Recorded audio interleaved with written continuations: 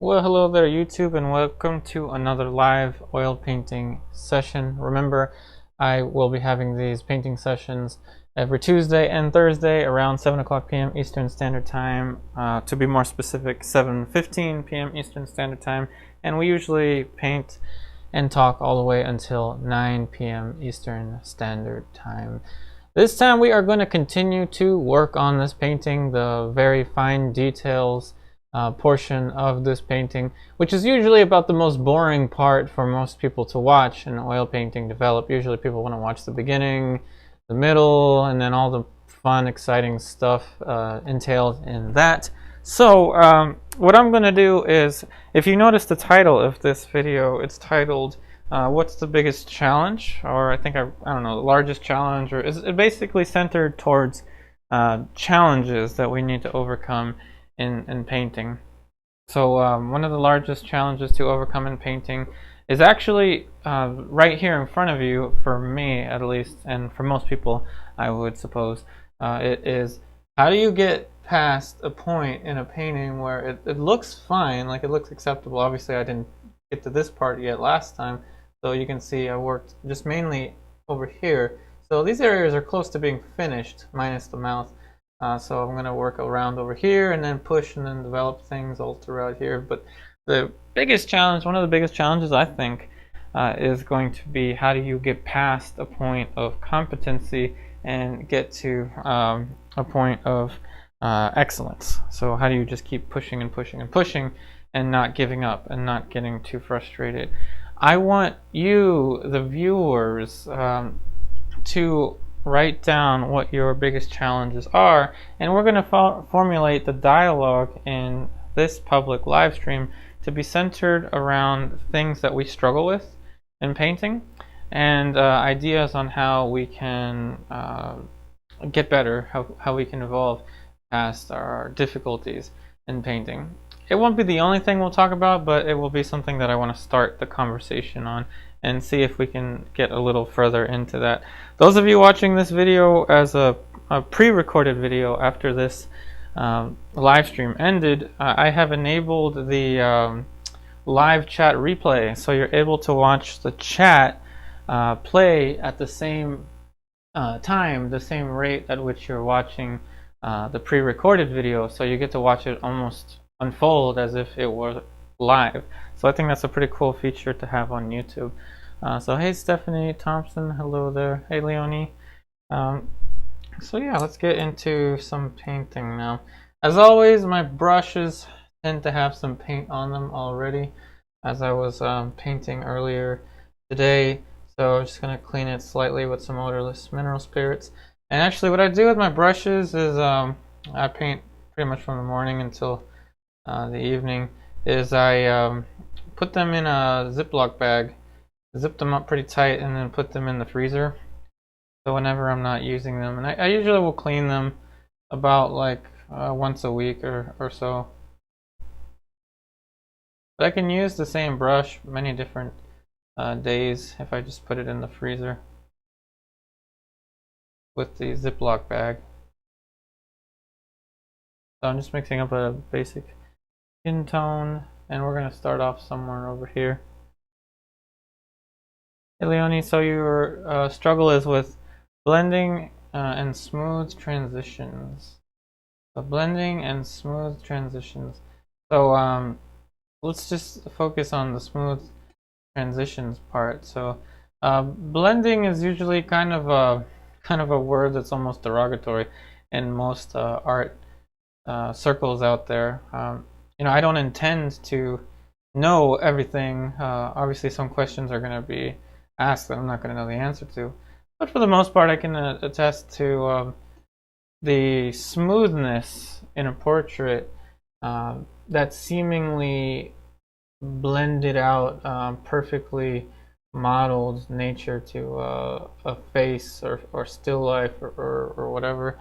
That's all down to the values and the colors, and the closer you can get the values and the colors to one another yet maintain their subtle differentiation, the more impact your form is going to have And you want form to have impact because you want it to look three-dimensional. And if it starts to look three-dimensional, then that's where the so-called blending and the smoothness starts to happen. And in fact, Leonie, that's what we're doing right here.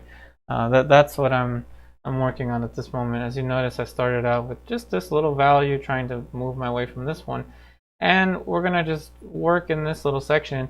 And though it's difficult to see on the palette, just because, you know, this is a wooden palette and this is not a wooden palette, you're seeing how I just very gently push the value range in whatever direction I want it to go.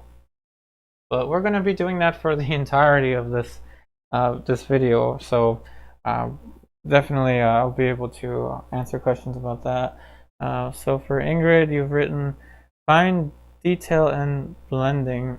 So when it comes to the word detail, in the online classes I don't use the word detail very often, although recently I think I'm a little, you know, less strict about the word detail, but detail for me entails adding a lot of stuff, like if she had like her nose ring, like that to me would be like a detail, adding something like that in.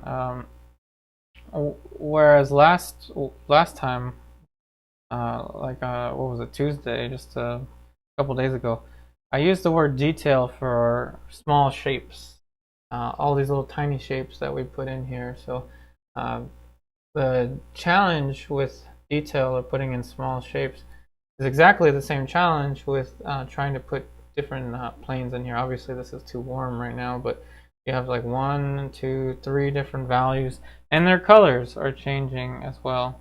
What will help you with color is color study. It is an exercise in Impressionist painting. Yep, no problem, Leonie. Color study is an exercise in Impressionist painting where you study color relationships between different planes on a still life, and you paint the still life, of course, from life, and that's one of the projects that I had in my online classes. But you could also learn that on your own if you want to. Just get a still life, put it out in the sunlight, and ideally work with a palette knife and work with big and bold colors. Look up Henry Henchy for the color study method that I just described. The idea behind color study and how it can help you with portraiture is not to use a bunch of bright pinks and oranges and purple in the shadow, orange in the light, yellow in the highlight, turquoise in the foreground. It's not to use lots of color, but it's how to think in color, how to you just look at a shape and just feel what color you're going to mix. A lot of times I don't really think about it.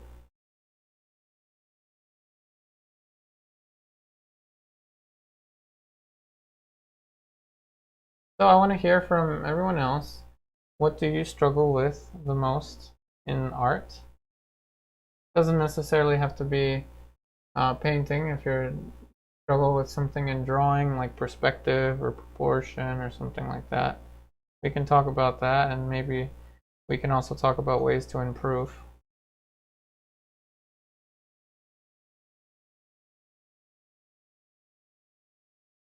And of course, we'll incorporate other questions from the audience too.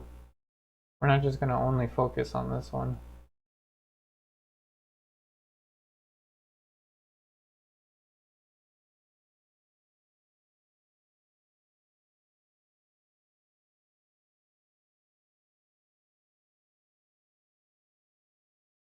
And notice I didn't add any medium, any extra medium. And you don't want to add extra medium with every layer, especially with a long-term painting like this one. I could work on this face probably like 2 or 3 more times. So I don't want every layer to be added on with medium.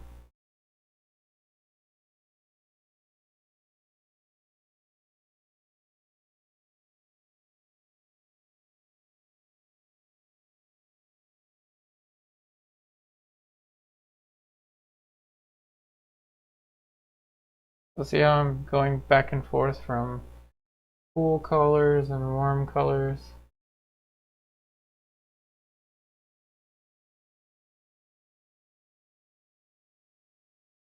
Getting a nice transition between these planes.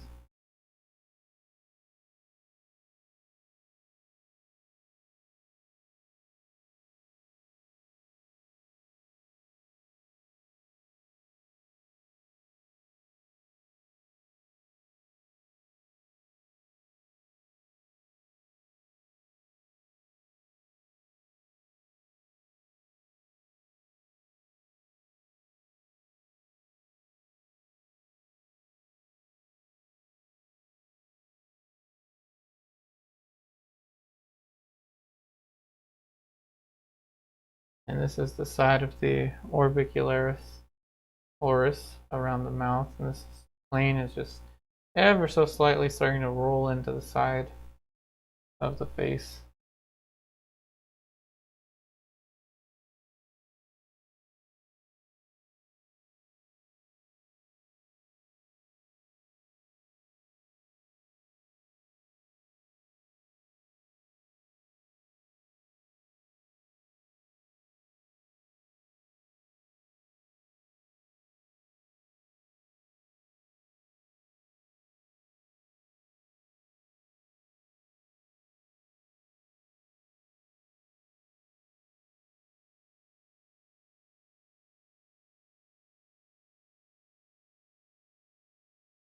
Okay, so I think we've just completed one gradation.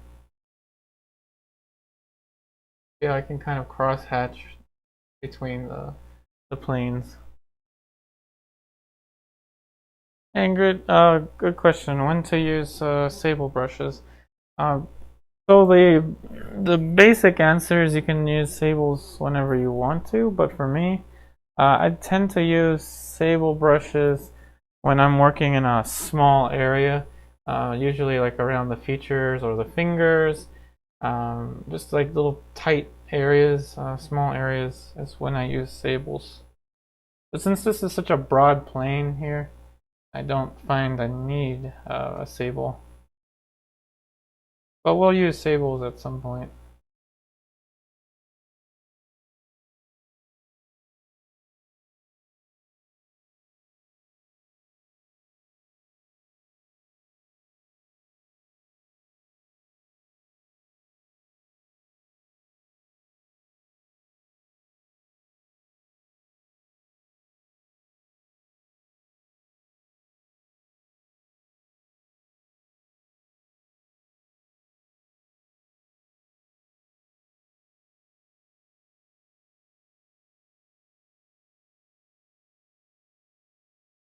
This is also just a convenient area to warm up.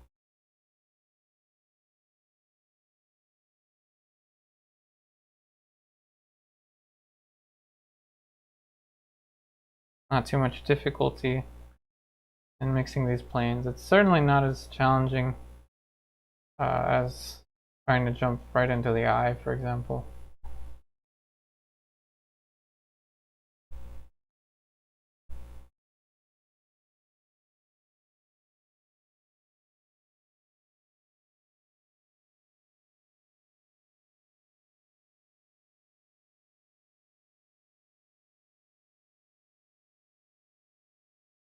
Alright, so we got another robot. So I'm gonna make sure to get rid of this one.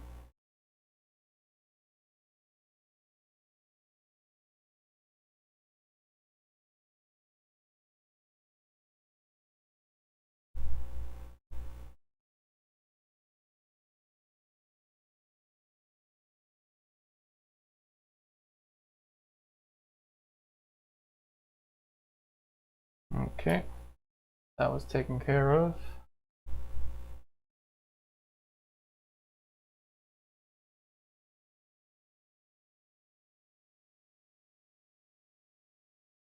And then this can still get a little more smooth. And you want to work the transitions closest to the shadow tone. Those are the most subtle. and most, let's say, difficult.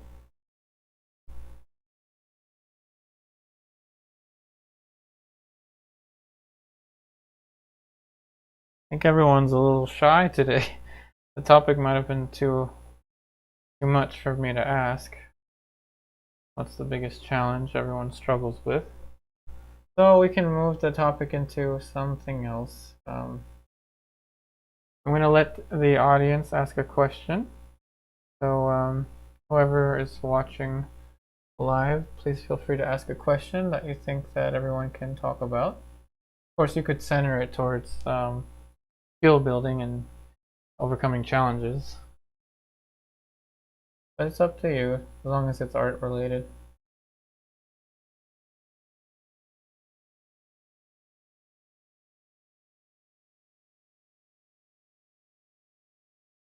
Now I'm going to switch into a Sable brush.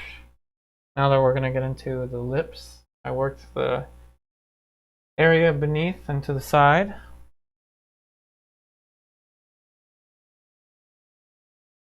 Okay, so with the lip, I'm going to go ahead and mix the value of the upper lip.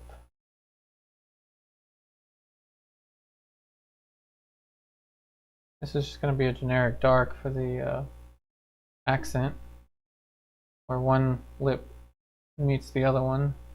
Just like when one form meets another form, blocks out the light, gives you the darkest value.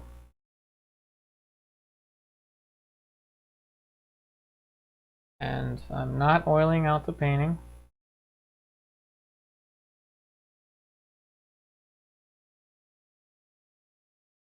In Montana, the use of medium. The use of medium is what you struggle with the most. It's also a good question to talk about with everyone.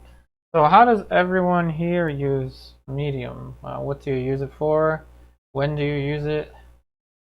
For me, medium. I use medium when, for one example, I'm mentioning the word oiling out or adding medium onto the surface.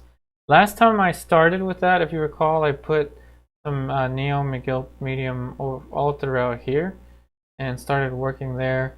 I think the time before that, I'm not sure, I put oil on the whole thing.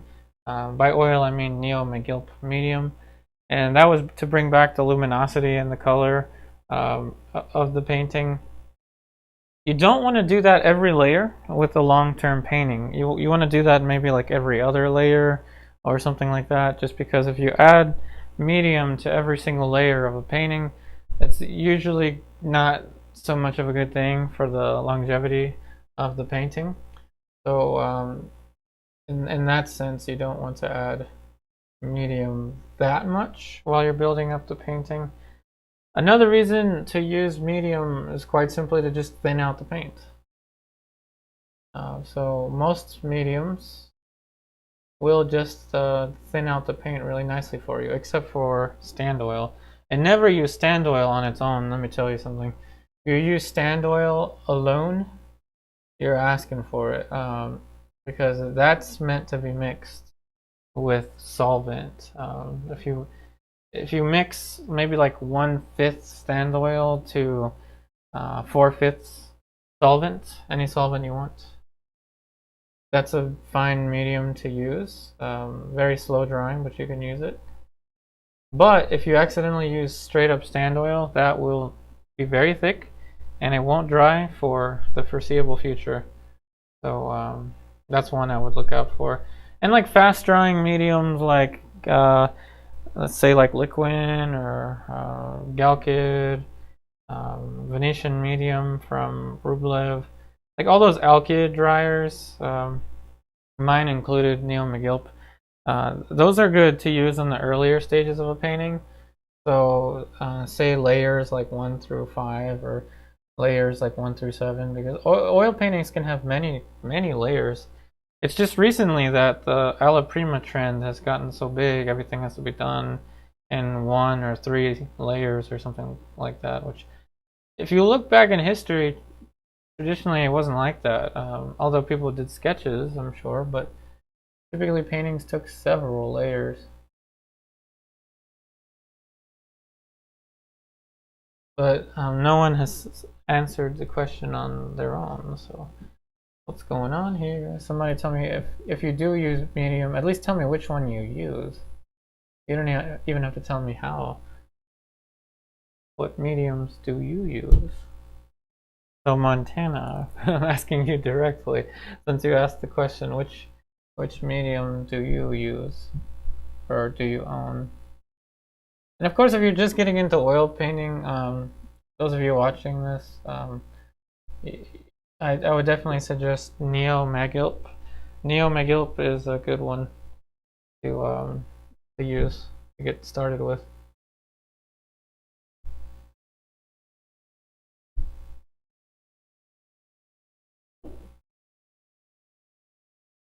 Make this a little more red.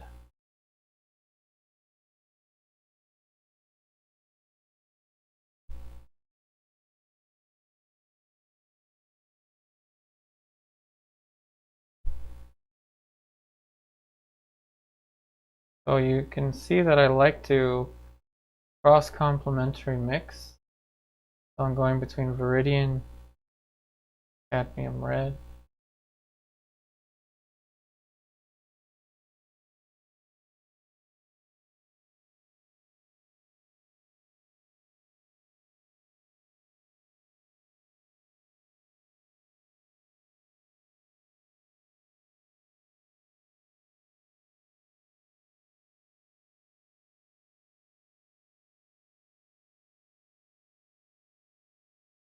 A little more red there. Oh good, we have some comments here. So Misty, you use oil paints and are new to it, used to acrylics and mixed media. So if you're new to oil paints, I'd say the ideal medium to use in the beginning is Neo-Megilp. I have it right on the edge of my palette in this little section.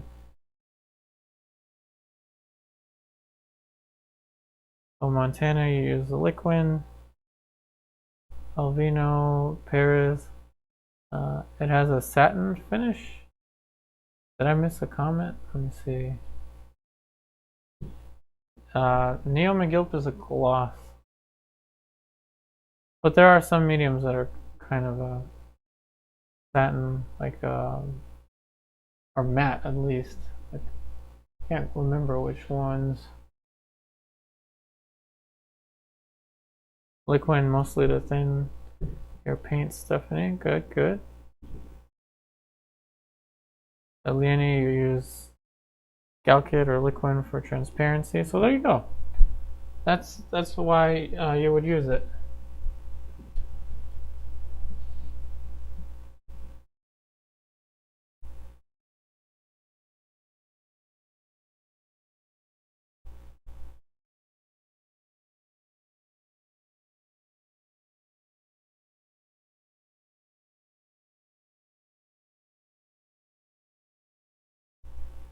Oh no, I no worries, Stephanie. I realized that right away. It was just a autocorrect.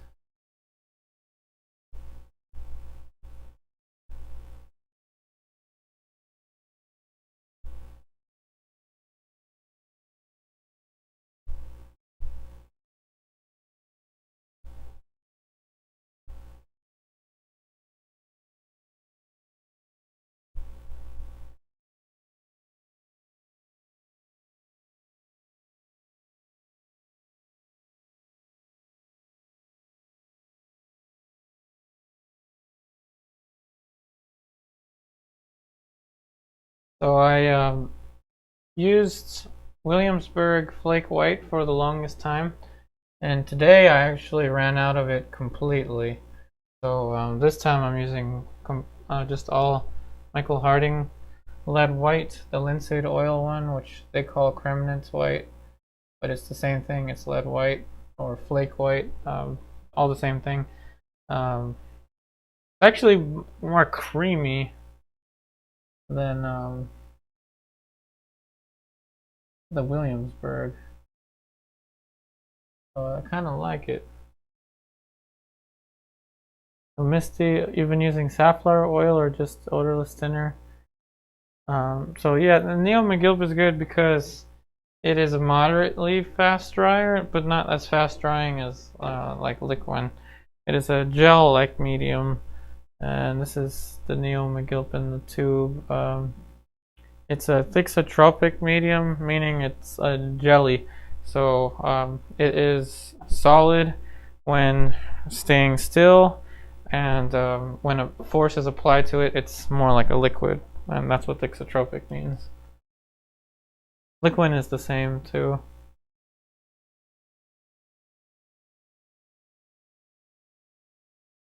It is. Let me type it out for you.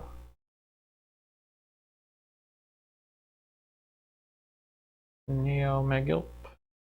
Angela, great job with your Vermeer, by the way. Underpainting is very solid.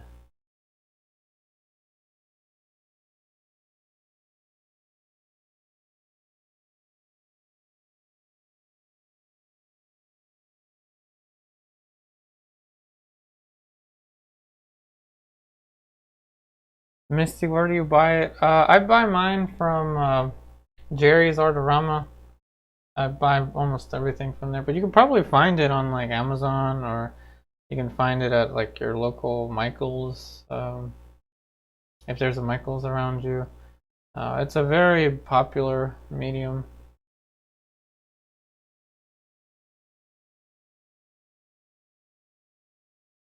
Yeah, it's not as difficult to find as like some of the other ones that I've used in the past. Yep, no problem, Misty. So from Stephanie, the areas that you have problems with in your painting are creating believable contouring. Believable contouring. Well, that seems like it's a drawing concern, but more of a drawing concern. If you're looking at the silhouette of the side of the face, that's what when someone says contour, I think of the outside like this. As you can tell, I don't think too much about the contour here. It's still kind of like all over the place. And later, when I go back in with the background, the contour is going to get more and more specific. So my best advice for you with contours is to work from the inside out rather than the outside in if you're struggling with contours. If we're talking about the same thing, contours being the exterior shape. I actually work from the interior out. Sometimes I do both though, as you notice, when I put the hair in here, I actually did adjust the contour. So it's back and forth, but if you're struggling with the outside shape, then I would try focusing more from the inside out. But once again, I don't claim to have all the answers, so I would definitely suggest experimenting.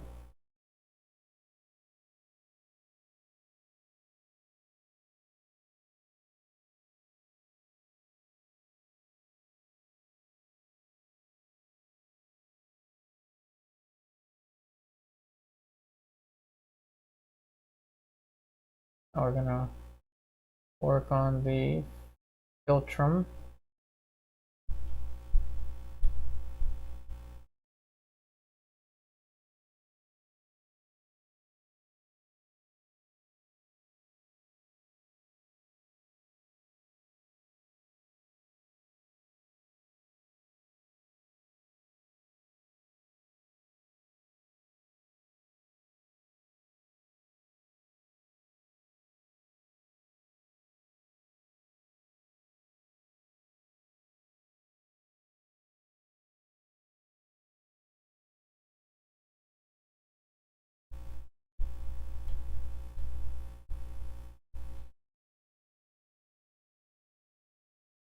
So the philtrum of the lip is this, what usually looks like a teardrop looking shape. With this, it's more of a trapezoid.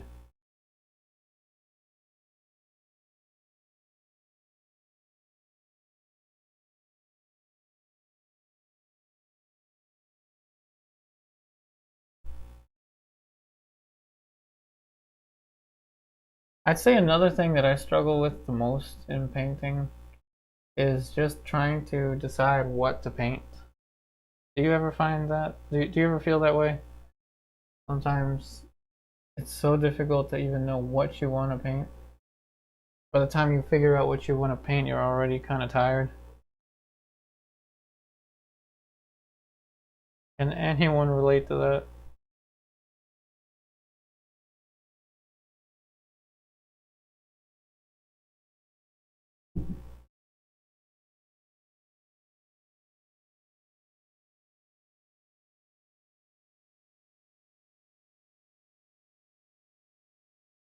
Definitely by contouring you mean cheekbones and nose area.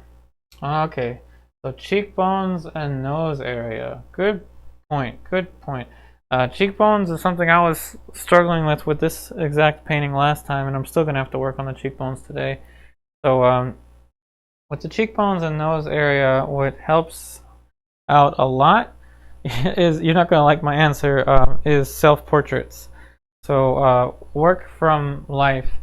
And I can almost guarantee you that the reason that you're struggling with cheeks could be, and this is just me supposing, I could be, correct me if I'm wrong, are you working mainly from photographs?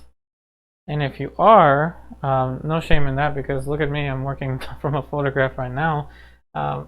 This is very flat.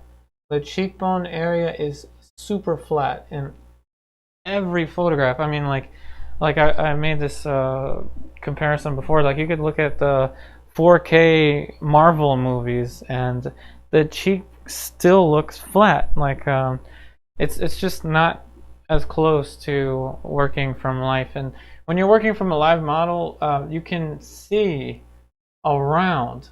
So the cheekbone, what's so hard about the cheekbone is that this thing is coming towards us. It's coming towards us, and it's also turning away from us in some areas. So the topography of the cheekbone is incredibly difficult to learn how to paint solely painting from photographs. And even doing master studies is not always enough for the cheekbone area. Self-portraits would be the best way to progress in that. So hopefully that helps a little bit, Stephanie. And it's the same thing with the nose. It's something that's actually going towards us, which is what makes it very challenging. Hey, Angela. Let's see. Got way better after classes with me. Oh, thank you. You missed art classes / studio last year. Online classes are motivating. Well, thank you. I'm so glad that my classes have been helping you out. You definitely have learned so much. But you deserve all the praise. You've put all the hard work into it, Angela. You should be very proud. From Misty, let's see. I have lots of things I want to paint now, but deciding which surface to paint it on is my deliberation and what size. Yeah, what size to paint is usually a challenge. I usually paint things as big as I can. That's usually what I do, and I always work on oil primed linen unless I'm doing like a sketch. So I can totally see why that would be difficult.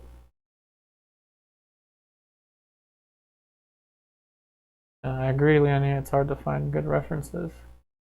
Misty, do I ever paint on canvas sheets? Yes, actually I do. For example, like the figure painting studies that I've been doing for my online classes, I actually have a huge roll of cotton canvas, and I just rip them off, or I just chop them up into pieces, and I'll actually paint on a piece of cotton that's taped onto a board, a drawing board. So I do use it for sketches. Okay, there we go. Stephanie, that's why. It's because the references from photo references. Montana portraits, wildlife, landscapes. It is difficult to figure out what to specialize in. Oh, no worries, Misty.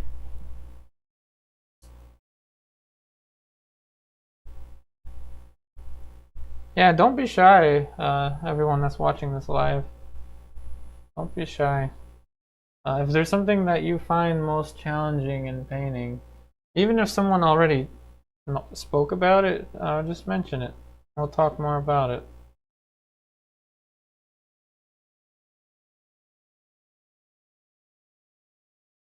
See how I'm putting a little more of a greenish touch around the side of the lip. I usually see more green around the side of the lips.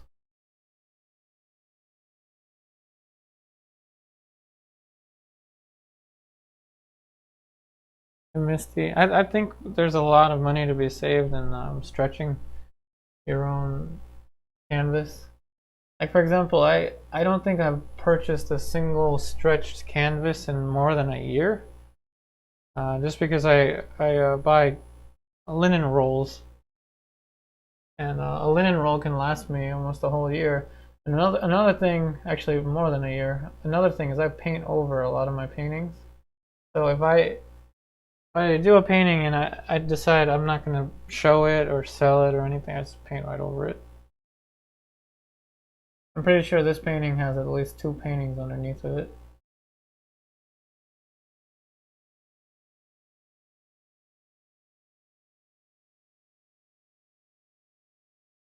Hey Misty, I prefer the gallery stretchers.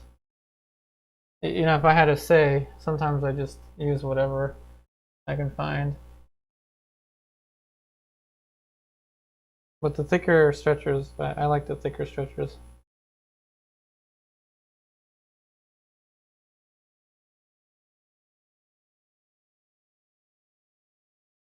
Now I'm going to switch to the round.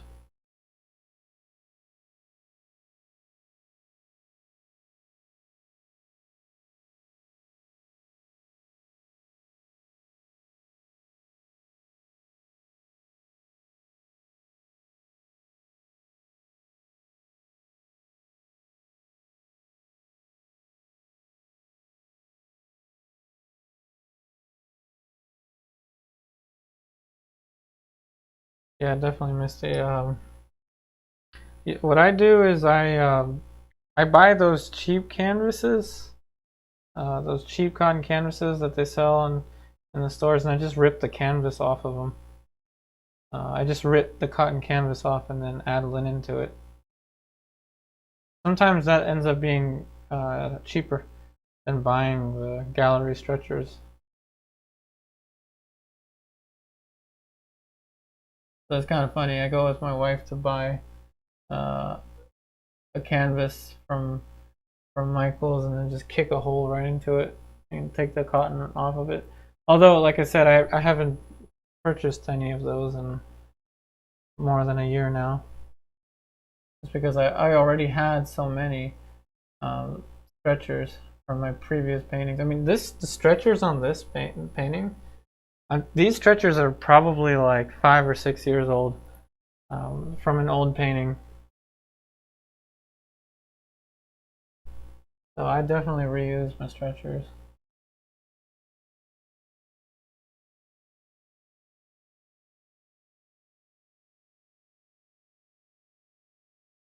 Hey Misty, do I ever cover the previous painting with something before you painted it? Oh yeah, yeah. I paint over it with the gray tone. So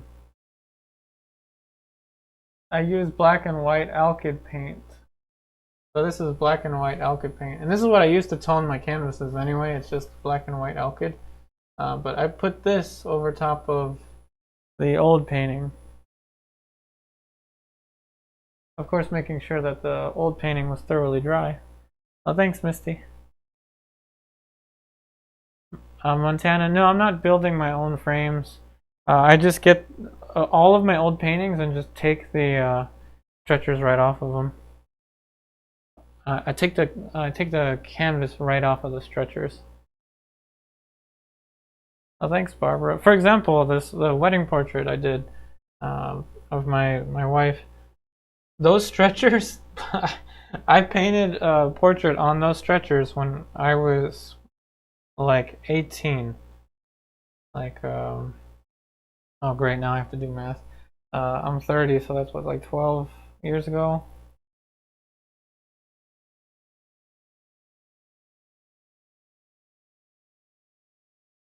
Yeah, those stretchers that I painted my wife's wedding portrait on, those stretchers are 12 years old.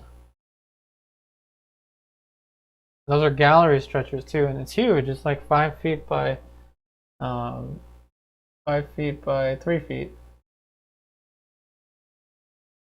And I want those stretchers back, but that painting is at her mom's place, and I can't get it back. But if I would, I would just repaint it. I would just paint a whole new one. So I'm very particular with my paintings.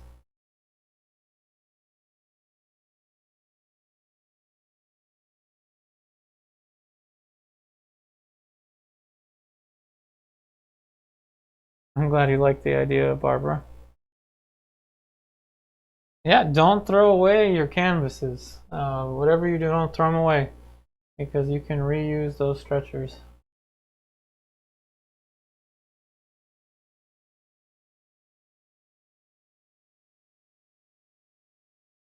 I've still got my first oil painting from back in, I think it was 2008. I forgot. And it's doing just fine. The stretchers are not rotting or anything.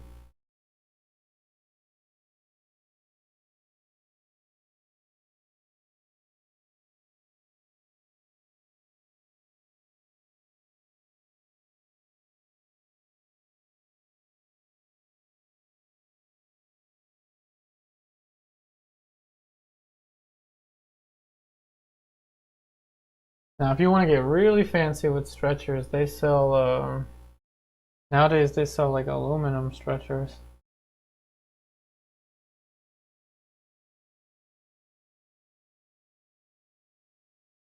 Never used it myself, so I don't know. I can't attest to it.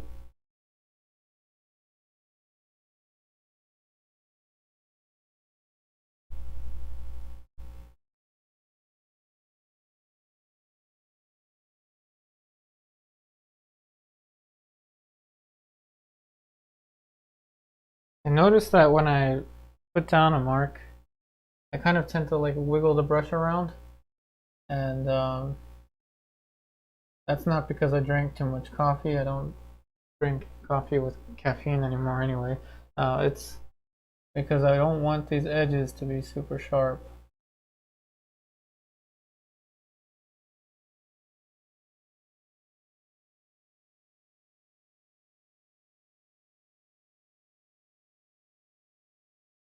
Montana, not familiar with the word stretchers? Don't worry, I got you. These are stretchers. The pieces of wood that you. It's funny how I just have everything all together today. um, so the pieces of wood that you put your cotton or your linen around. Okay, this is clearly proof that I ripped cotton off of my old paintings. So basically just cut into it or whatever and just tear the cotton right off, and you can reuse your stretchers. This I did mainly 11 by 14-inch paintings for my first couple of years of YouTube, and almost all of those, except for the ones that I sold, I just ripped the cotton right off of them and then re-stretched them. And always use this part. This is the front side. Can you see this little round part here? This is the front side of your stretcher. And just get your linen rolls or your cotton rolls, and you can stretch right onto these things. So that is what stretchers are. They're called stretcher bars because you have to buy them individually and then put them into the rectangle shape. So that is what stretchers are.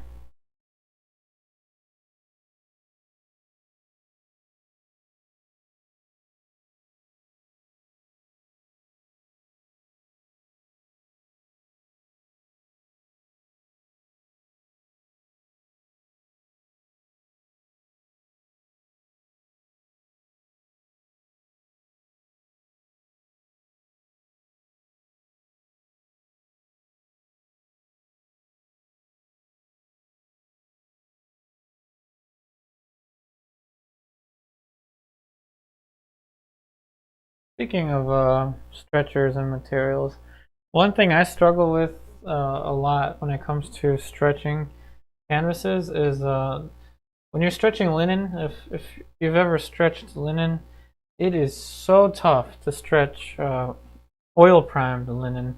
I buy my linen already primed with oil paint.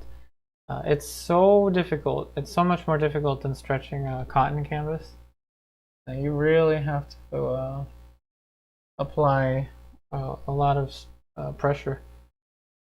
And there's ways to do it that's easier if you use a wooden easel.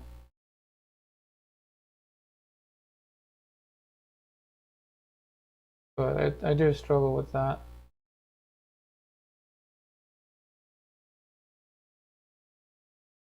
Yeah, you can call it the frame. Yep, no problem, Montana. Joyce, how do I make the lips look soft? And the softness of lips is the same as the softness of an apple or a cherry or whatever. And it's all down to the edges. So this is the edge right next to the shadow. That is the dark light. The dark light is the value in the light, just as light begins to terminate into shadow.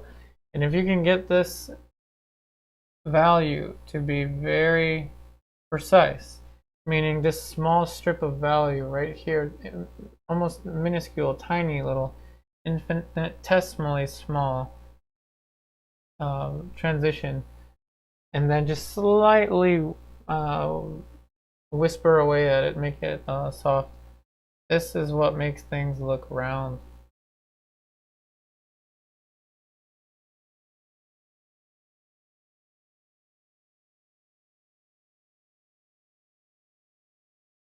But that's a common theme, though. Everyone struggles with that. Even the most, I'm pretty sure even the most experienced painters will always struggle with that. That's surface textures.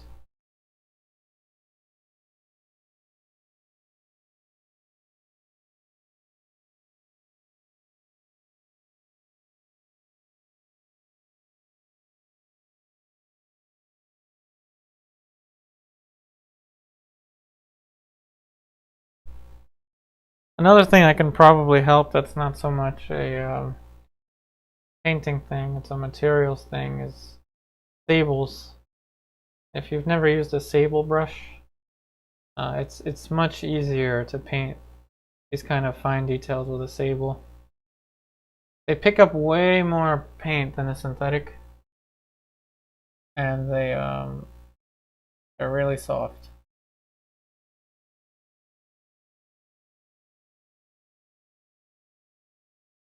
Yep, no problem, Joyce.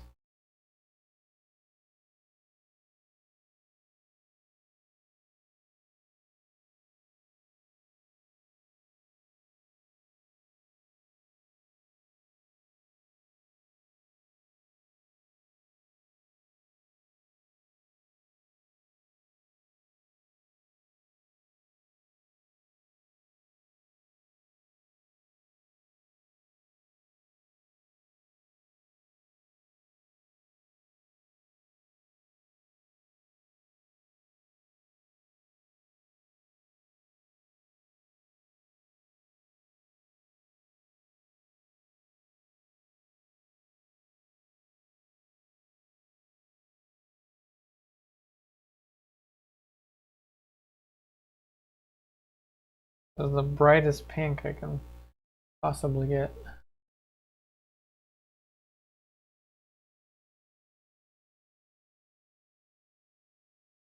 Hey Misty. Oh, I think I missed a comment from you.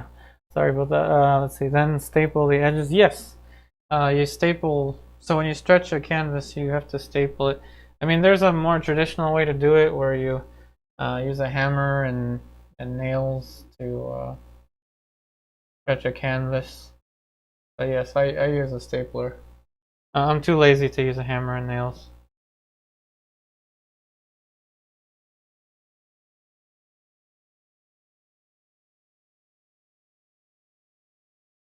You need, to stretch your canvas, you need stretcher pliers, and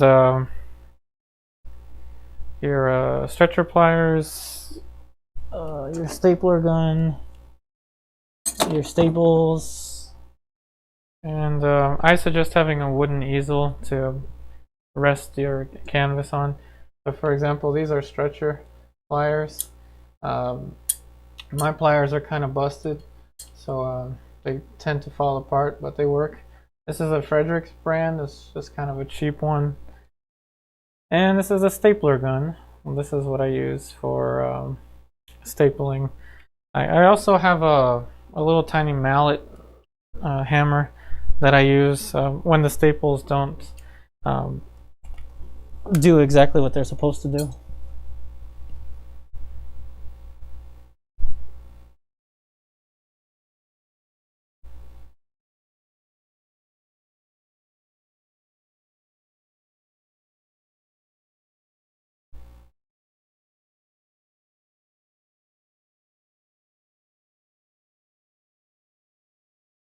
In the side of the lips, I think is like one of the most difficult parts of the lips. Returning back to that topic. And I heard someone once say something really gruesome about lips, but it stuck with me. I remember now. I can't forget this fact. The lips are the face turning in, is the face turning into itself. So, I think they were in particular talking about this part. And it's very difficult to make this look like it's turning into itself, because when you're if you imagine like a sculptor making a clay sculpture or a plaster sculpture of this, you can imagine that they have to like cut into the plaster, or not the plaster, into the clay, and then roll that shape in.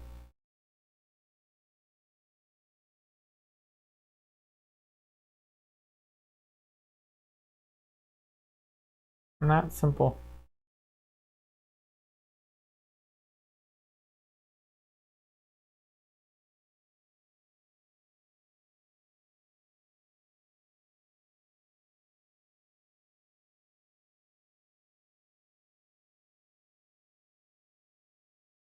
So what we're going to do with this painting, if I can get enough viewers interested in watching this develop, which is proving to be kind of difficult for me, we're going to paint in the picture frame. In the background, I'm going to come up with a design for the picture frame, probably reptile oriented or something like that, or maybe we'll put a landscape behind it. I'm not sure. And then we're going to put some flowers surrounding the bottom. So this is a very involved painting. It's not just a face, head and shoulders. There's even a hand in here.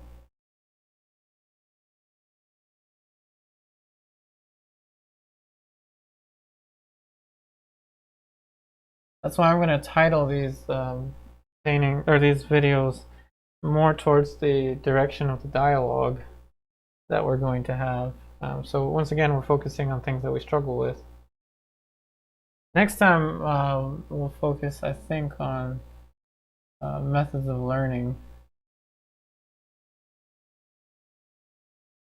Because everyone learns a little differently, which is one of my favorite things to think about as a teacher. Is I actually learn the methods or the ways that my students learn. I like to study how people think. And I can see that a lot through their paintings when they send me images of their paintings.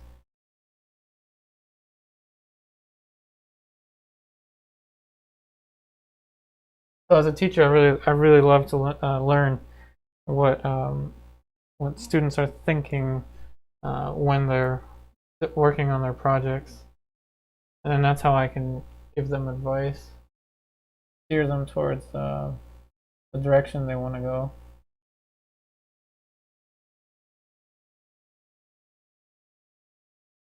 Okay, so there it is. It's starting to look, it's still a little choppy, but it's starting to look like the lip is starting to actually terminate, or I guess puncture right into the side of the mouth.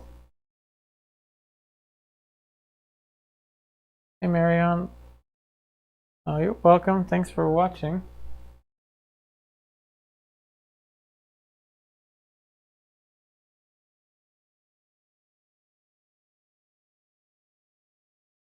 Oof, so that's difficult. That right there, that's very difficult. Trying to get that transition to look ever so soft.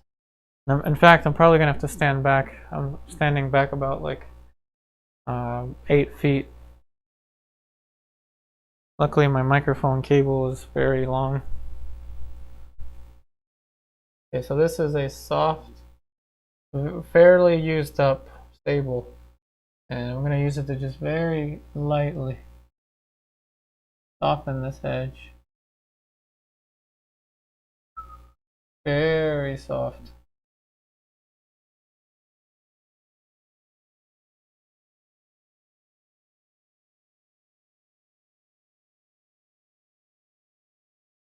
Yeah, when you're doing something like that, don't forget to breathe. I always have to remind myself.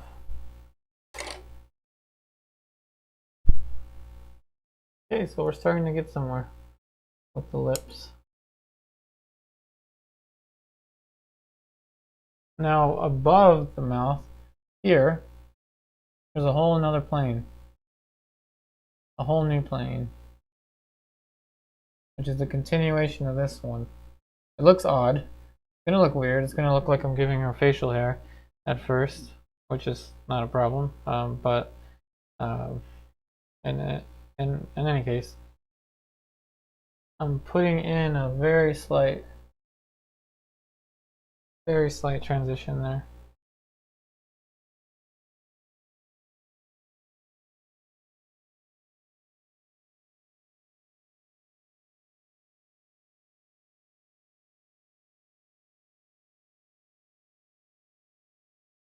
I can. Thank you.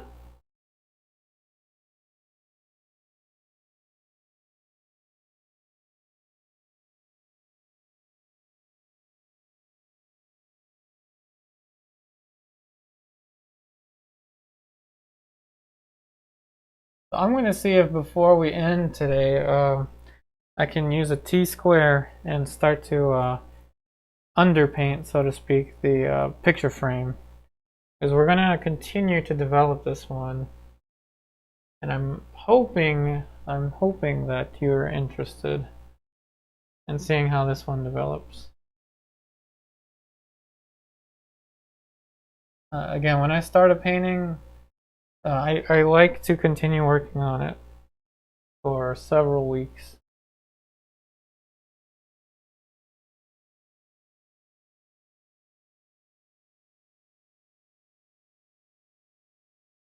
Alright, so question for everyone, a very simple one. What brushes are you using? What brands and what types of brushes? I have, hey Nova, thanks for watching from Indonesia.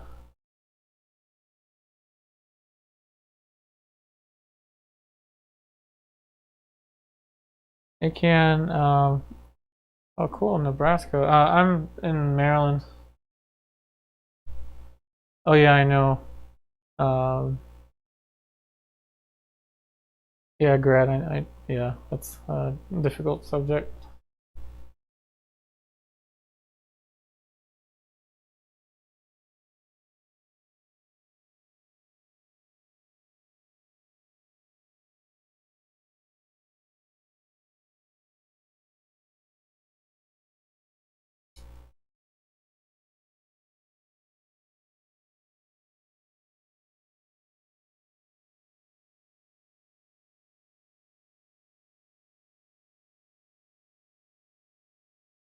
So this plane change right here, from here to 1, 2, 3, and 4. Oh, there's like 4 different plane changes in this little section here.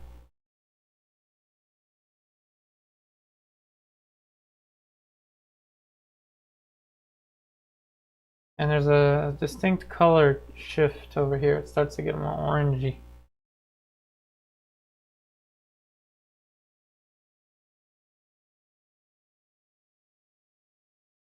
So I'm going to have to adjust to my new lead white. Again, I'm used to using Williamsburg flake white. Now I'm using Michael Harding lead white, the linseed oil version. Which is the same thing as what I was using before, but this one is more creamy, and I think it dries a little more slowly.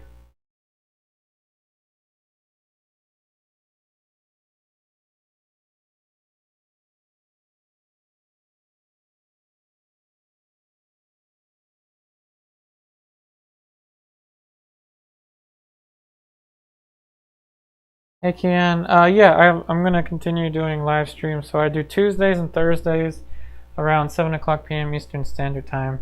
More specifically, 7:15. I usually kind of give myself a grace period between 7 and 7:15. So I usually will stream all the way up until 9 p.m. Eastern Standard Time. So we've still got a while. It's only about 8:17 right now.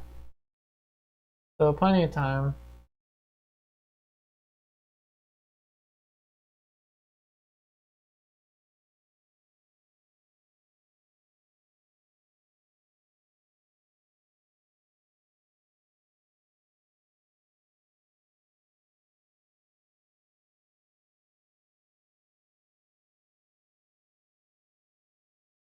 In Montana, I use rosemary. That's one of the most popular, if not the most popular brand. I've yet to try it. I don't think they have it at Jerry's Artorama, but that's why I use Silver Brush. I use Silver Brush brand because that's what Nelson Shanks used, and he used this very same type of brush. And Nelson Shanks is my superhero. So if you haven't heard of Nelson Shanks, definitely look him up. One of the best painters, I think, from the 20th century. And he passed away in 2015.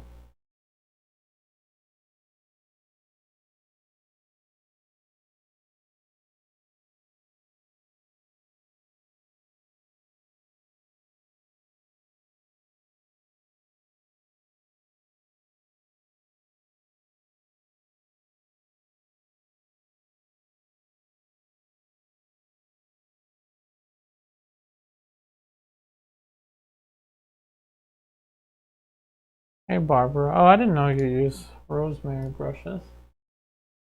Cool.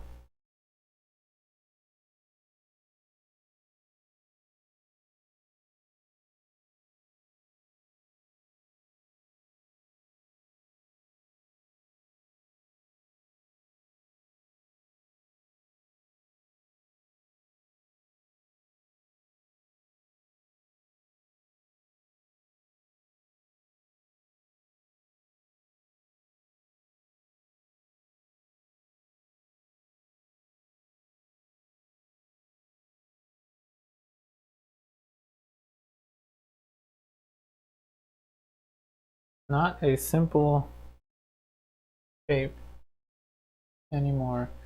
So this is light, slightly lighter, very dark, not so dark, middle light. So this is maybe the same value as this. Such a weird shape too. Hey Stephanie, let's see, use an assortment of Winsor Newton, hog hair, and acrylic brushes. Winsor Newton, actually, I think they make good brushes. I have, my fan brush is a Winsor Newton. So this is a size 6 Monarch fan brush. It's like my favorite fan brush. Whoops. I'll kick the camera there.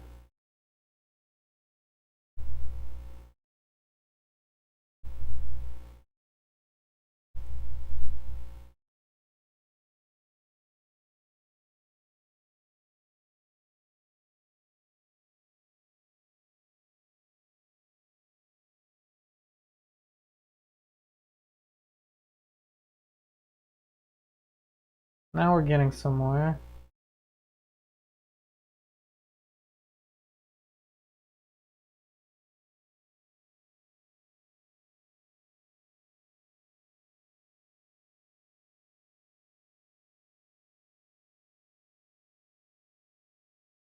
Alright, so now that we've spoken about brushes, let's just keep the conversation a little more simple.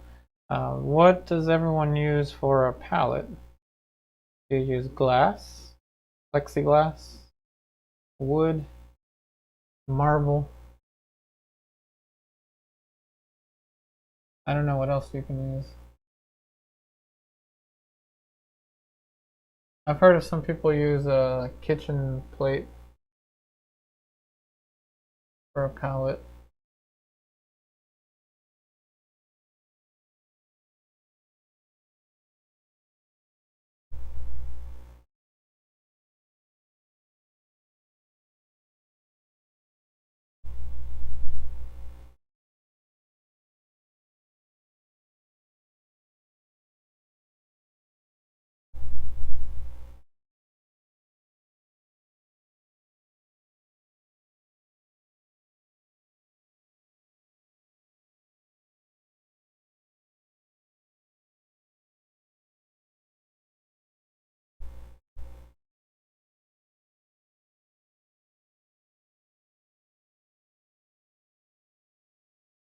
Okay,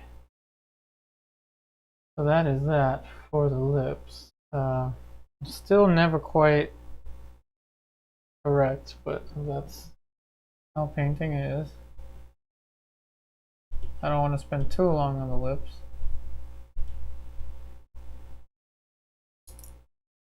Alright, so cheekbone area. An area of which I tend to try and avoid, but it's necessary. So I'm going to switch to two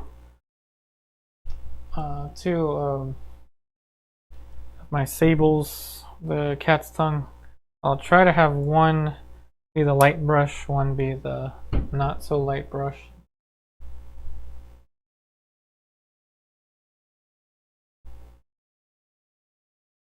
So I'm mixing up a pinkish gray.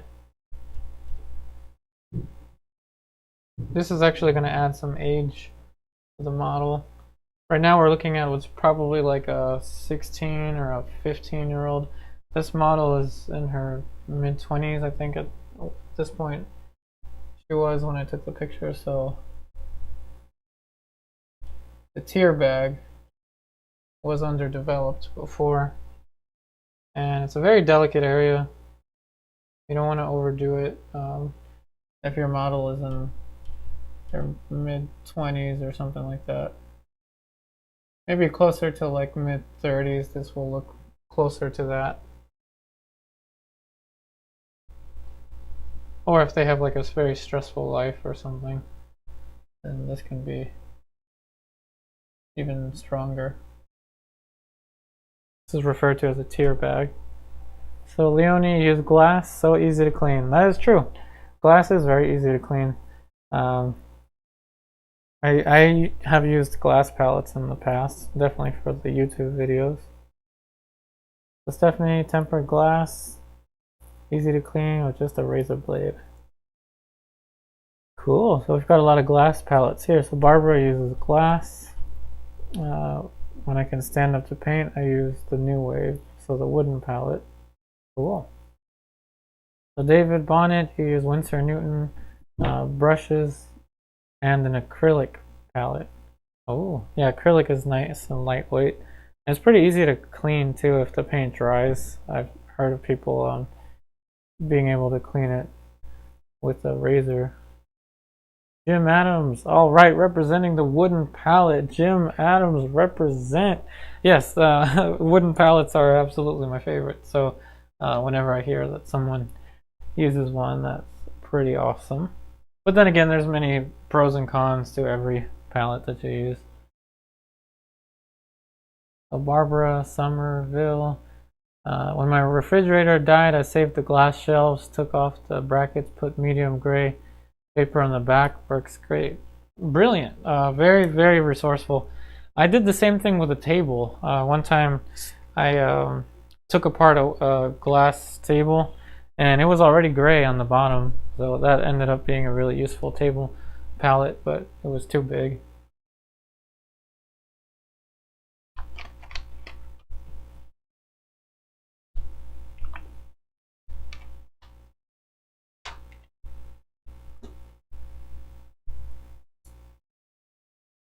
Hey, Sophia. Oh, it's your first time? Awesome. You're welcome here anytime I'm streaming, Sophia. So I'm usually streaming on Tuesdays and Thursdays around 7 o'clock p.m. Eastern Standard Time. More specifically, 7:15 p.m. Eastern Standard Time. And I usually will stream until about 9 p.m. Excuse me, 9 p.m. Eastern Standard Time. So for today, we're talking about what are our biggest challenges. At least that's what I titled the video. And this is a painting, Sophia, that I've been working on for a couple painting sessions now. So the camera is at an angle, so it's a little distorted, but near the end I'll change the camera angle. So you can see she's wearing a green dress. All the way down here are going to be flowers. So I'm going to find some images of flowers to put over there. Up here, there's going to be a picture frame, which hopefully before this ends we can block in. So I'm going to put with a straight edge, I'm going to put a picture frame here. And then we're going to put another picture here. Something, I don't know what yet. I like reptile themed stuff, but we'll see what we can do.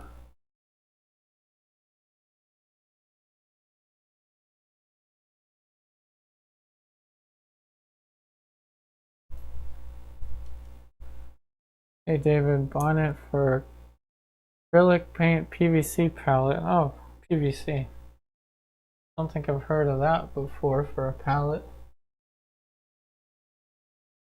But I can see how that would work. Very much like a plexiglass palette almost.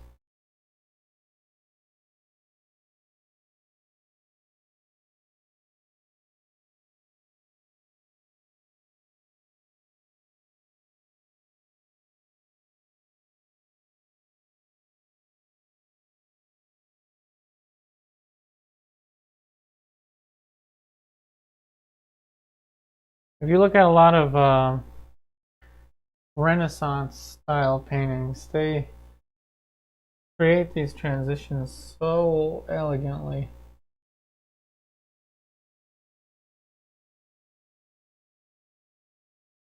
Even after that, of course, Rembrandt, Velasquez, and all of them. This area here takes tremendous patience. Hey Sophia, you're from Uruguay, so it's 10 o'clock over there, so a late night painting session. Hopefully it's not too late for you.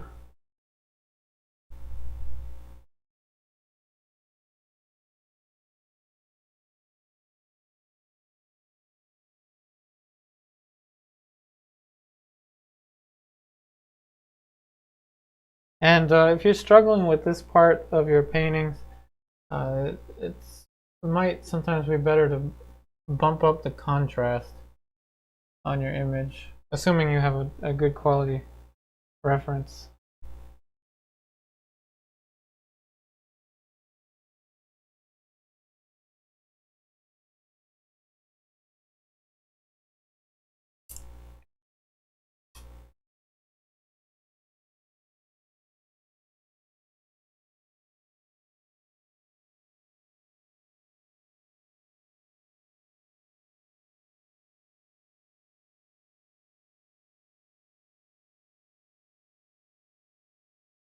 Now we'll switch to the light brush and start to work this transition.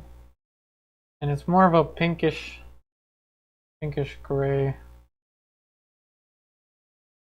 See how I just like to mix right into my old puddles?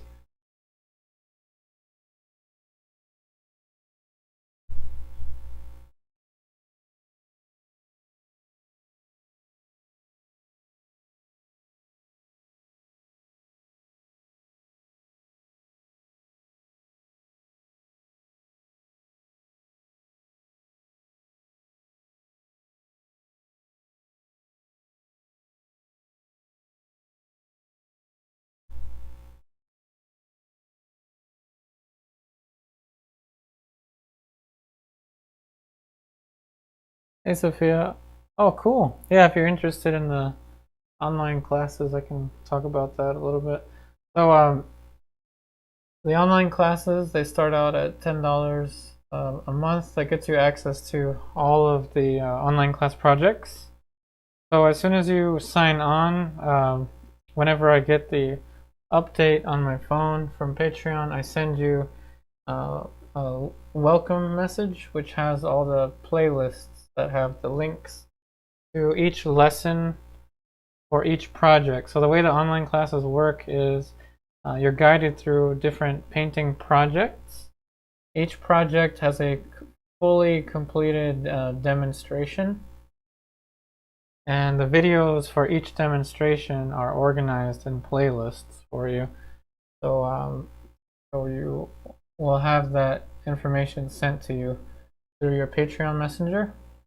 And I usually check the Patreon messenger as frequently as I can between Tuesdays and Saturdays. New lessons come out every Wednesday and Saturday.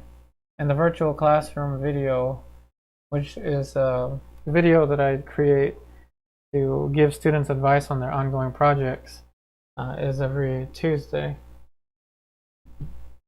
So a lot of content, and there's a weekly behind the scenes video that I create as a bonus video on Saturdays.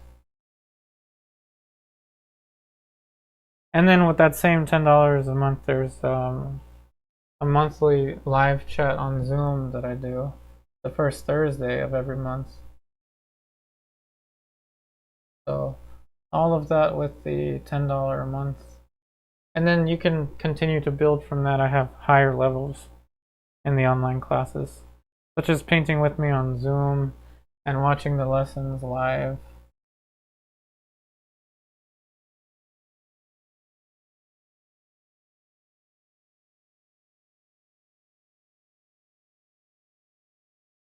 In Montana, Montana's representing, working with wooden palettes. Awesome.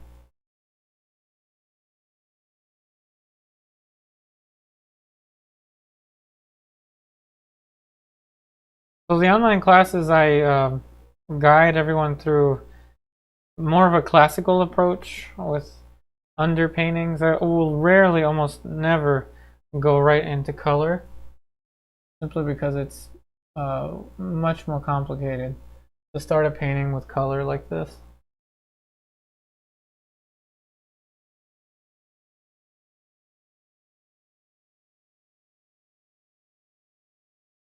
Hey Stephanie, how many different white paints do you currently have on your palette? It's just the same one. It's just different blobs of it. So it's just Williamsburg, not Williamsburg. See, I'm going to make this mistake a lot. I just transitioned into a new one. Michael Harding Creminence White, which is the same thing. It's just lead white with linseed oil. It's all the same one. Hey Sophia, can you give some feedback on those projects? Yes. So all students, beginning with the $10 a month and up from there, have access to what I call the virtual classroom video. I'm going to actually put the rules of the virtual classroom on the screen right now. So if I take the reference out, these are the virtual classroom rules for my online classes. And with the online classes, you're able to send me up to 2 images each week. It can be either your class project or a personal project that you're working on. And I give you up to 3 pointers on your images. So that is done through a pre-recorded video that I upload on Tuesdays, usually before like 5 p.m., somewhere around that time, and that's on Tuesdays. There's a Facebook group that I created as well for online students, so you can communicate with other students as well and post images of your artwork there. So yes, you get feedback directly from me.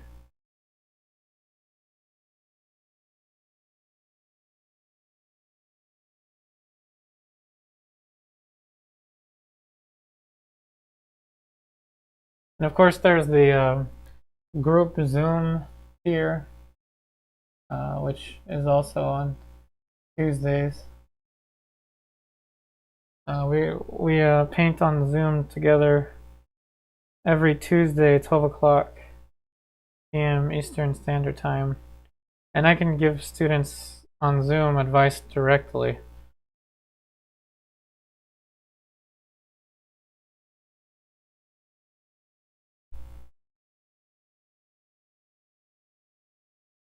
And there's one spot left for the Friday one-on-one Zooms too.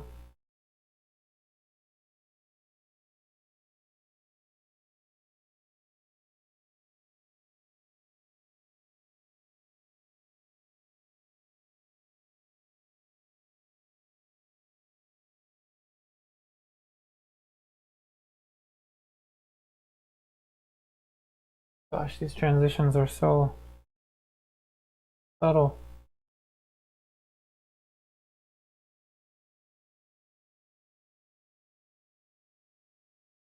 Remember, I call this stage the impossible subtleties.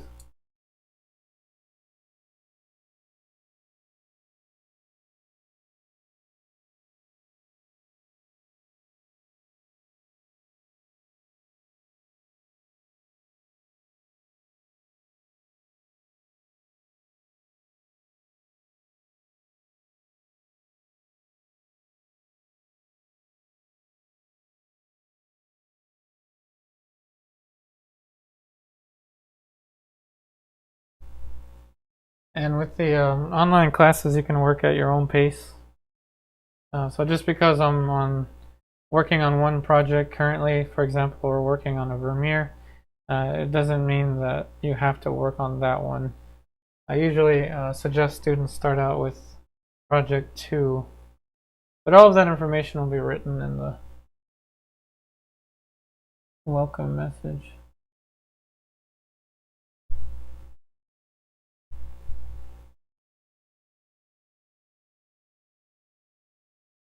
Hey, Alan. Oh, thank you. Thanks for that. Alright, so at this point, you're not seeing me, but I'm standing back a lot. So when I get into this stage of like super subtlety, I make changes and I stand back even more frequently than when I was in an earlier stage of the painting.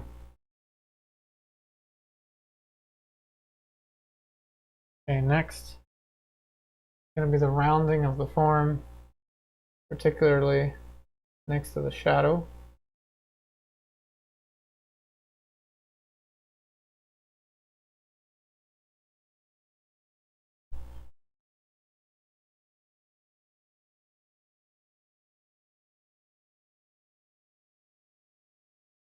Yeah, sounds great, Sophia.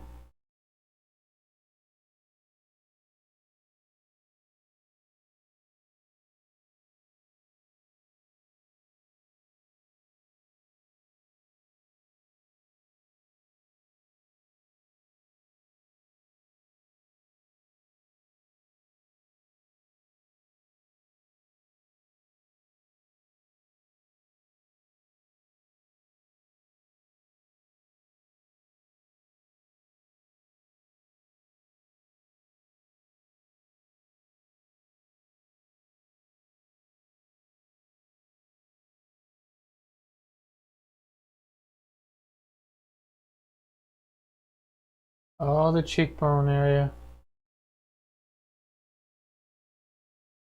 I've painted and repainted this area like probably 3 times now.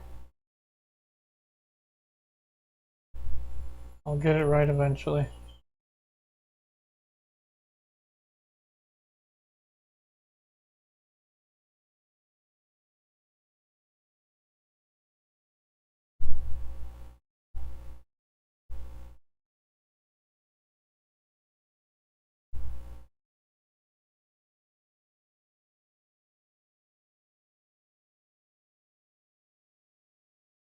Hey Montana, what's your best method to clean the brushes?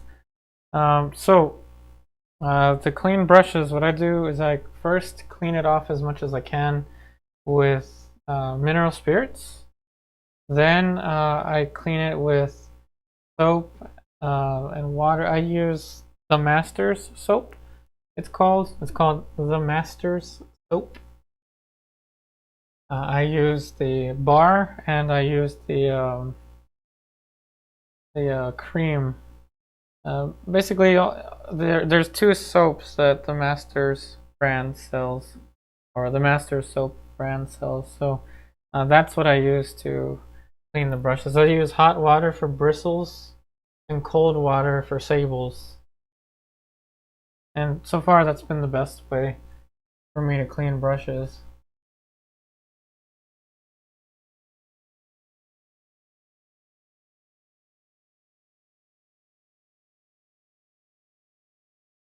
Finally, I got this darn thing to read. So that's the cheekbone structure, I hope, that I want. Obviously, there's a big bright highlight on her cheek. I don't know if I want to paint that in there. Now, you can't see it in the reference. Once again, I made the reference that small for a reason, because I don't want you to look at the reference and judge the painting based off of the reference. Instead, look at the painting and think of it as a painting, as a structure on its own. Don't think about it based on the closeness to the photograph.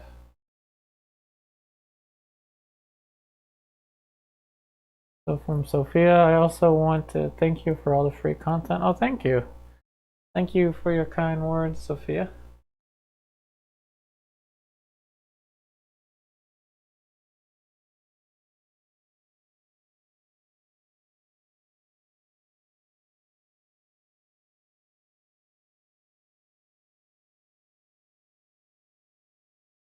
Montana, is this solely portraits you're teaching? I mainly do portraits, but recently I have done figure painting.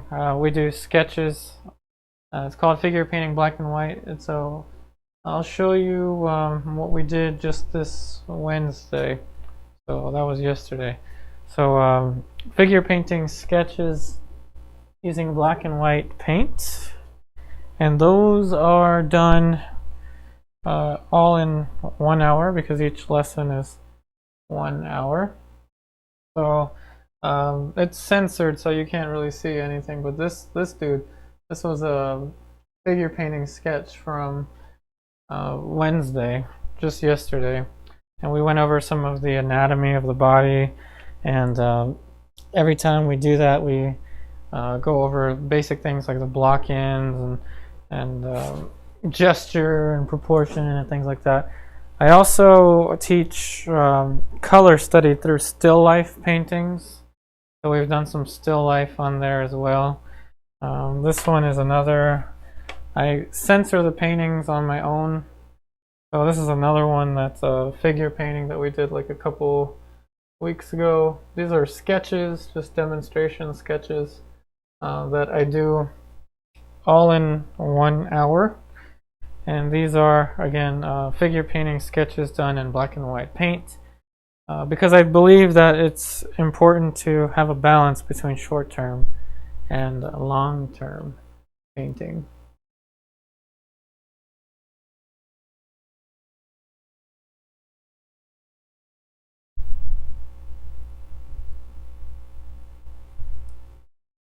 So it's all figurative painting.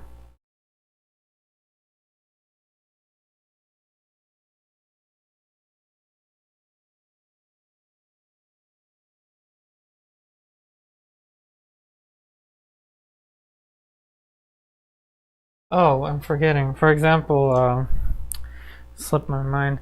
So the master studies that we do, we have long-term projects. So for example, we're getting more involved with composition.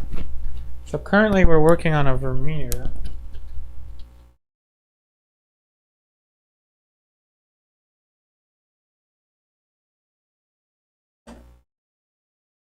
We're working on the Milkmaid, which is a much more involved painting with still life and all kinds of fun things.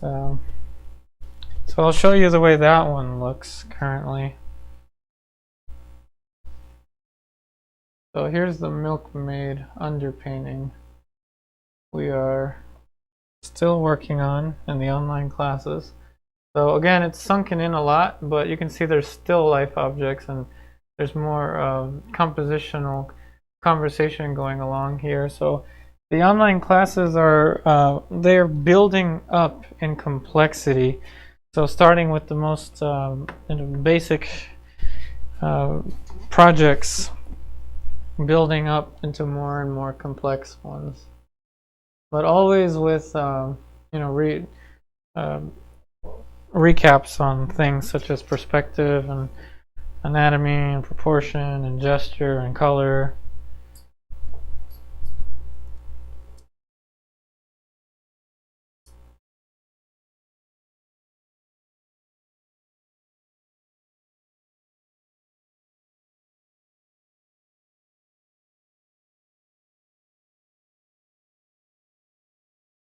Oh, hey Jim Adams, thank you so much for your super chat.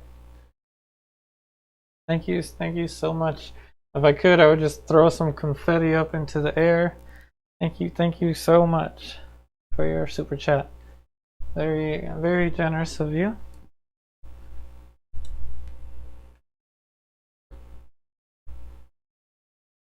Thank you so much, Jim Adams.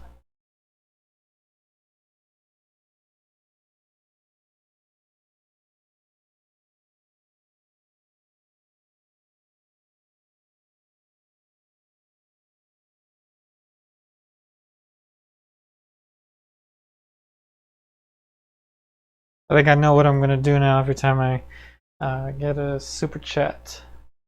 I am going to bring out, hopefully I don't get copyrighted for this, Mr. Grumpy Cat. Mr. Grumpy Cat says thank you so much for the super chat. So once again, hopefully I don't get copyrighted. Grumpy Cat says thank you so much for your super chat. That's going to be the super chat Grumpy Cat. So thank you for that.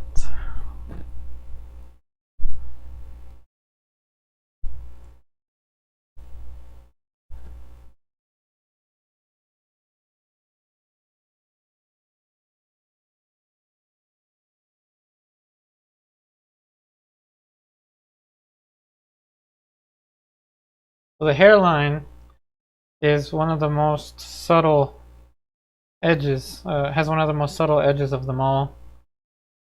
So even with this seemingly sharp edge from the reference, actually very soft. So you have to mix a value for that. And it looks more natural if it is a softer edge instead of a sharper one.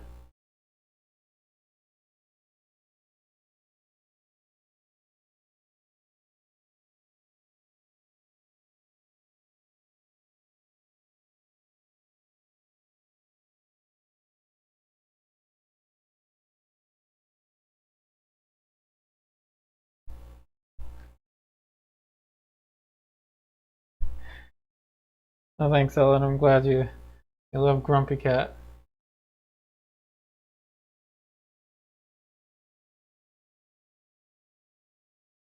That will be the super chat Grumpy Cat.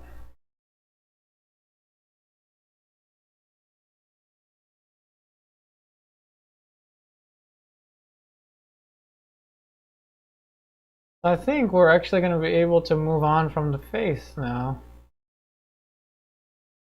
I've done most of what I wanted to do. There's still some stuff like this brush mark and that looking a little bit underdeveloped, but nothing too major. Especially nothing that will be seen from a distance anyway. So what'd you say? What'd you say? How about we work on the hand now a little bit?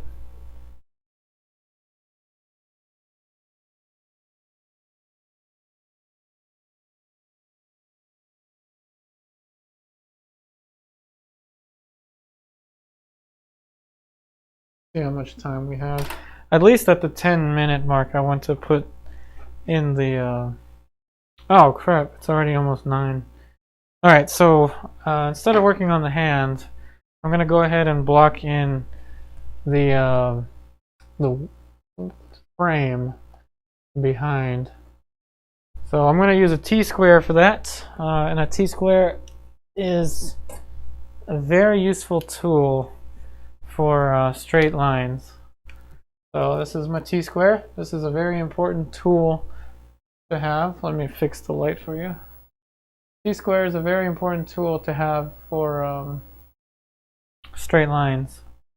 First, I'm going to add a little bit of raw umber to my palette. I'm going to use raw umber because it is a very fast dryer, and what I'm about to add, I want to dry relatively quickly.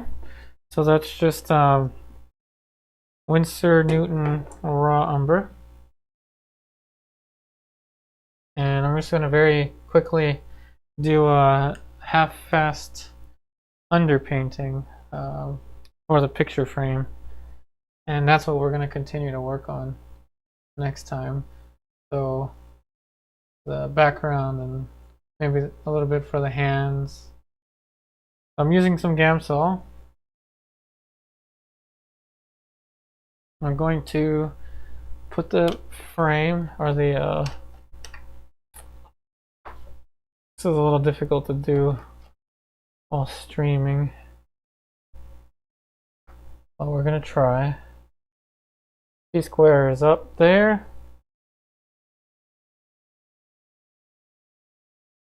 And lining it up with the edge of collar. I know my elbow's blocking this. There you go. Okay, and usually I will clean this thing, but I'm kind of at a little bit of a tricky time schedule. There we go.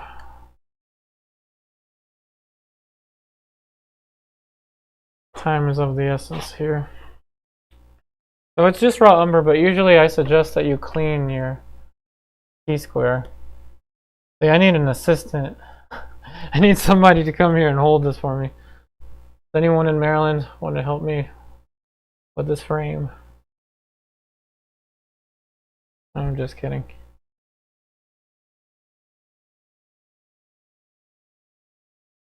Okay. So that is one straight edge there. Now I'm going to clean this off with paper towel. So clean it off just like a palette knife.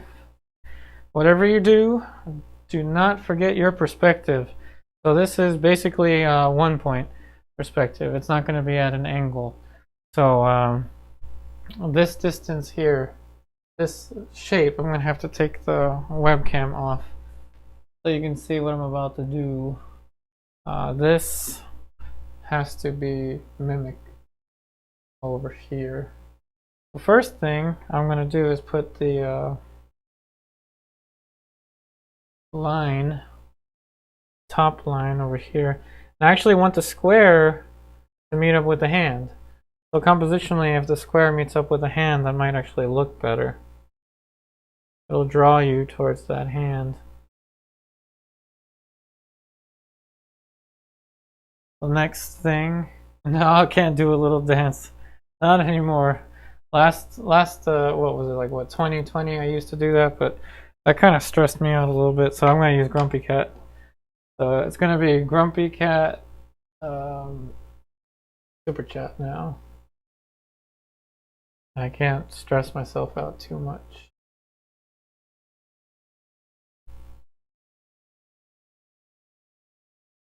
You see how I'm just using my hand? Yeah, that's called artistic laziness. You're just using your hands. And it's just raw umber, so I don't really care if I get it on my hands.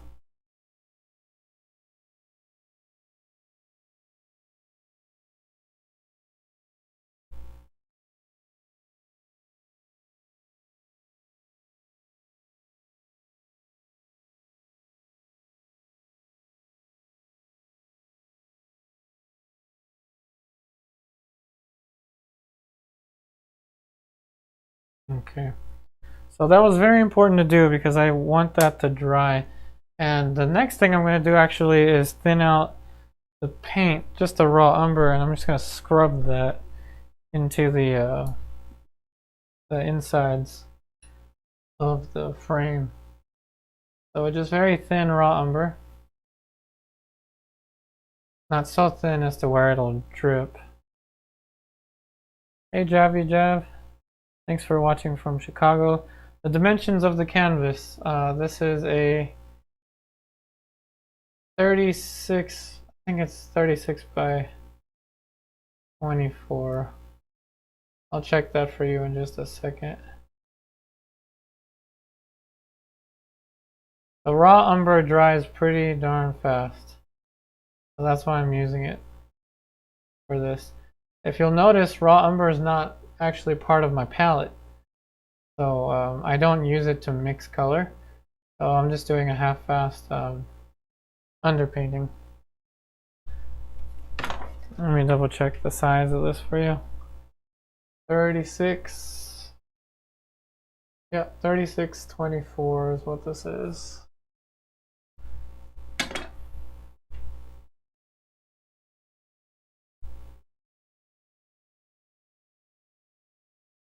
So I like to work big. I like to work the largest canvas I can. Where would this meet?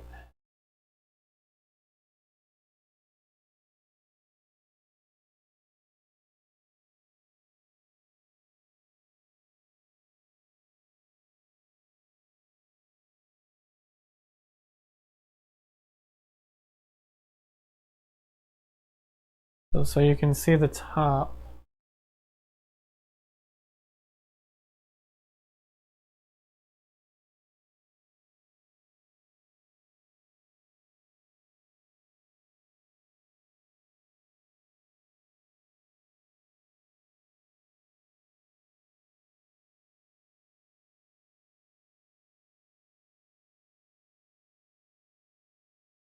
And that should be good. Once that dries, that will be a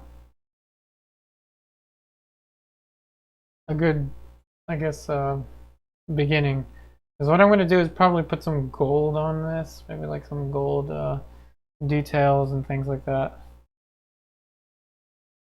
But the under structure has got to be there. And yes, I chopped into her hair a little bit, and I'm going to paint the hair over top of that to give it more of an authentic look.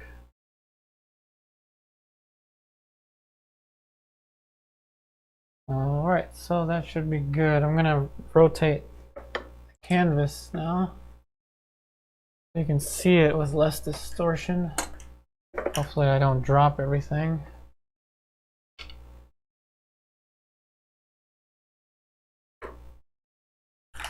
Okay. So you see, the more I rotate it, the more distortion or glare, I guess, you're going to have.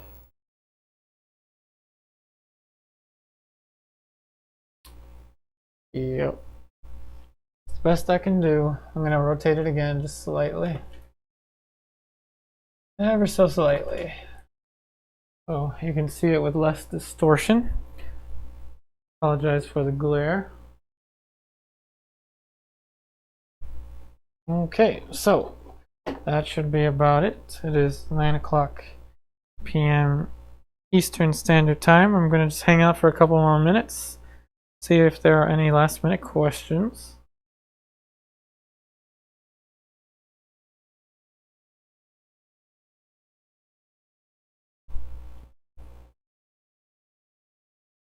And once again, Jim Adams, thank you so much for your super chat.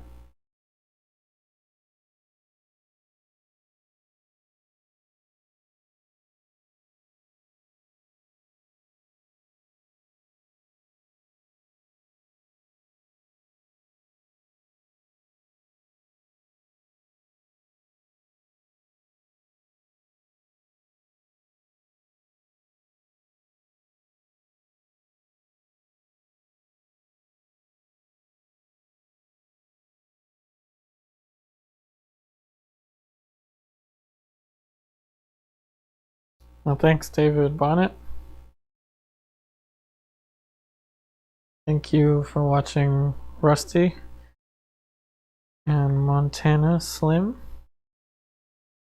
Yeah, I know I can't do those. I can't do those happy dances anymore. It's too stressful. Painting is hard enough. Thanks for watching, Ellen. Of course, I'll see you tomorrow on Zoom.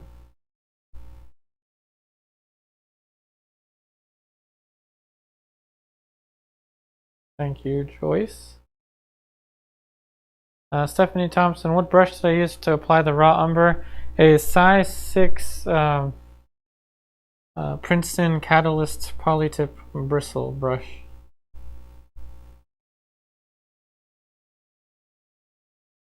Size 6 Princeton Catalyst Polytip Bristle Egbert brush. I'm not even sure if the zoom will work here. So there you go. 6 Catalyst by Princeton Polytip Bristle Egbert. That's the brush I used.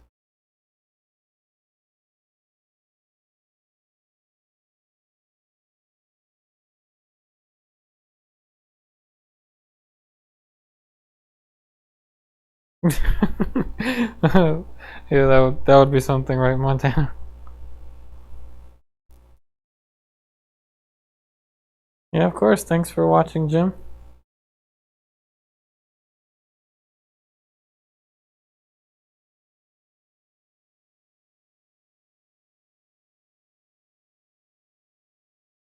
So just another minute or so, just to give everyone a chance to write any last minute questions.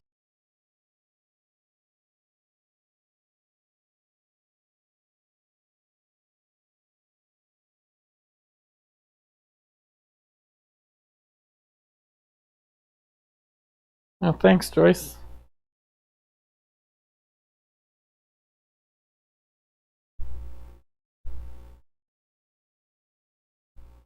Yep, see you again on Tuesday, Stephanie.